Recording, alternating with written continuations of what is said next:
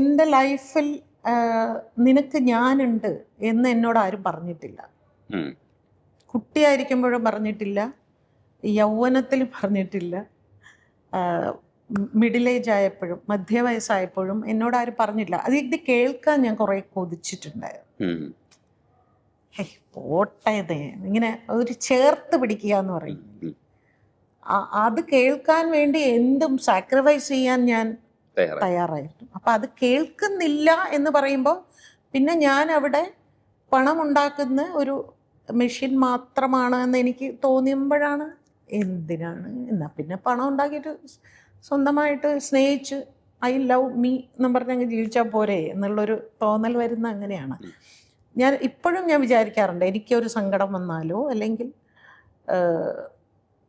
എന്തെങ്കിലും എനിക്കൊന്ന് പറയണം അങ്ങനെ എനിക്ക് ഒരാളില്ല, എനിക്കൊരിടമില്ല. അപ്പം എനിക്ക് എന്നോട് മാത്രമേ ഇത് പറയാൻ പറ്റൂ.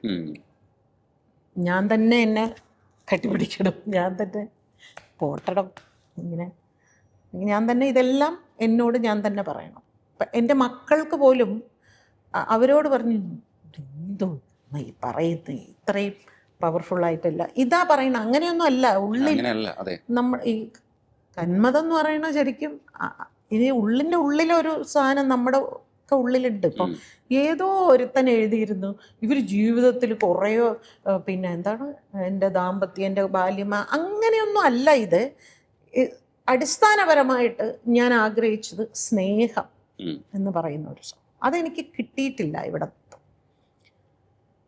അതിനി കിട്ടില്ല എന്ന് മനസ്സിലായത് കൊണ്ടാണ് നേരത്തെ പറഞ്ഞ മാതിരി ഇനി ഒരു പ്രണയം ഞാൻ ആഗ്രഹിക്കുന്നില്ല എന്ന്.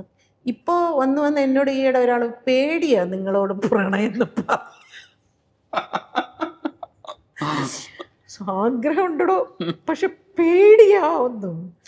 ഞാൻ ചുമ്മാ വടിവേലുവിനെ എന്താ ഭയം ഇറക്കട്ടോ.